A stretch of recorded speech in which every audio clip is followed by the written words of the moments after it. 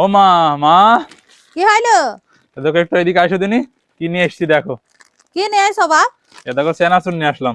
তো কি করছ না স্যার? আজকে ফিস ফিস করে বৃষ্টি হয়েছে না, হ্যাঁ। তো তোমার হাতে সেই স্পেশাল চাল ভাজা মাখাও আজকে। আচ্ছা ঠিক আছে, মাকে দেবো। তাহলে তুমি মাখাও আর আমি হাত পা ধুয়ে আসি। এবার চাল ভেজে নেওয়ার জন্য হিসিলে যাচ্ছে। ভাজার জন্য নিছি তিল, মুগের ডাল, চাল আর চিড়ি। যাই এবার এগুলো সবই ভেজে নিই। এবার একটু চাইলে নুন পানি মাখি নিছে। চাইলে নুন পানি মাখি নেওয়া হয়ে গেছে, এবার চিড়িতে একটু মাখি নিছে। এবার চাইলগুলো ভেজে নেওয়ার জন্য হাড়ের মধ্যে দিয়ে দিলাম। এবার এইভাবে চাল কাটি দিয়ে নেড়ে চেড়ে সুন্দরভাবে চাইলগুলো ভেজে নেবো। এই যে চাইলগুলো নাইতে নাইতে ফুটে গেছে, এবার নামিয়ে নেবো। চাল ভাজা হয়ে গেছে, এবার চিড়িগুলো ভেজে নিচ্ছি।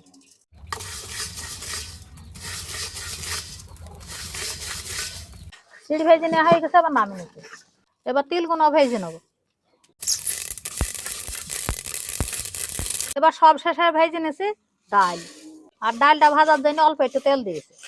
ডালও ভেজে নেওয়া হয়ে গেছে, এবার নামিয়ে নিয়েছে। এবার চাল ভাজা দিয়ে খাওয়ার জন্য ককায় রসুন ভেজে নিয়েছে তেলে। এবার সোহাগ দেখো সবকিছু গুছ গাছ করে নিয়ে এসে দিয়েছে, এবার মাখি নাও তুমি। কই দাও মা, হ্যাঁ। মাখাছি দাও। এবার চাল ভাজাটা আমি মাখাবো। এরকম হালকা ফিস ফিস করে বৃষ্টি হয় দেখি, চাল ভাজা খাইতে মন চাইলো আমার, আর আমি মাকে চেনাচুর এসে দিলাম। এদিকে মা সবকিছু ভেজে গোছ গাছ করে দিতে দিতে ঠিক করে আবার রোদও উঠে পড়েছে ম্যাগ কেটে কি।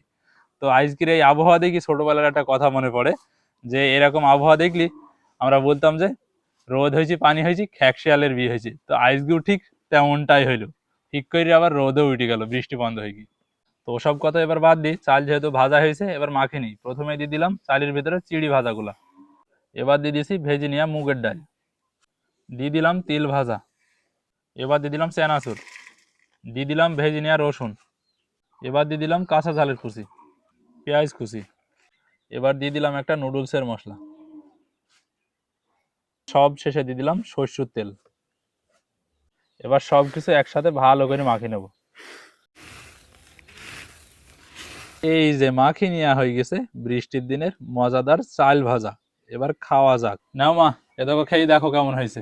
বাবা আমি এখন খাবো না, তুমি যা খাবা খাও, খেয়ে থুই দাও। তোমার আব্বা মাঠে থেকে বাড়ি আসলে তোমার আব্বা আর আমি খাবো। ঠিক আছে, বিসমিল্লাহ।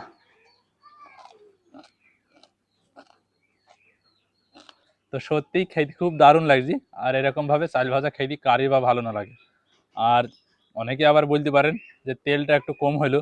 তো তেল আমি নিজে থেকেই একটু কম দিছি, কারণ প্রতিনিয়তই তো আমাদের রান্না বাড়ার কাজ মা করে আর আমি খেয়ে খেয়ে দেখাই।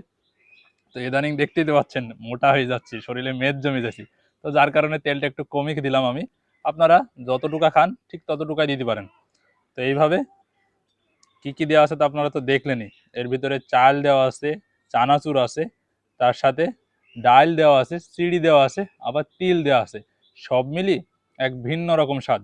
চাল ভাজা তো সচরাচর সবাই খান, এইভাবে করে দেখবেন অবশ্যই অবশ্যই ভালো লাগবে। মানে এর আগে যেটা খেয়েছেন তার চেয়ে 3 গুণ বেটার লাগবে, ঠিক আছে। আবার আপনারা অনেকেই বলতে পারেন যে ভাই নুন দিলেন না কেন।